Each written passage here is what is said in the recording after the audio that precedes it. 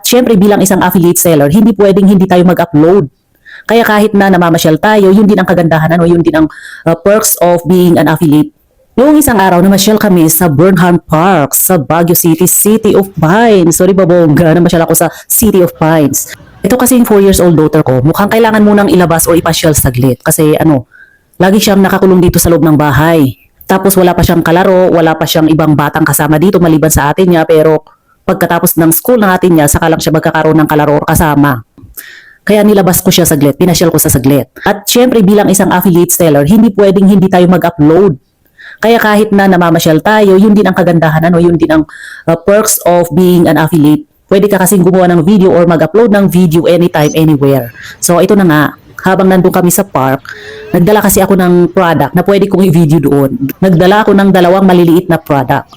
Yung isa perfume na maliit, yung isa naman isang pack ng tissue. At dahil maraming flowers doon sa park, magandang gawing background sa paggawa ng video ng mga product. Kasi not all the time naman kapag nagpo-promote or gumagawa tayo ng video, kasama yung mukha natin, di ba? Kaya ang ginawa ko, naghanap ako ng spot kung saan may magandang background. Doon ko vinidyohan yung mga product na dala ko. O di ba bongga? Naipasyal ko, nailabas ko yung bata, and at the same time, nakagawa at nakapag-upload pa rin ako ng video. O di ba?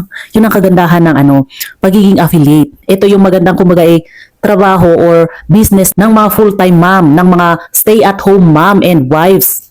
Kaya sa mga new affiliate mothers na may mga toddlers, may mga babies, na feeling nyo kailangan yung ipasyal yung mga anak nyo, feeling nyo kailangan ilabas sila paminsan-minsan, pero kailangan nyo rin gumawa ng video, mag-upload. Ako, hindi problema yan. Magdala ka ng 1 or 2 product na i-video mo dun sa labas. Pwede mo naman gawan yun ng maraming video Yun ang ginagawa ko as affiliate.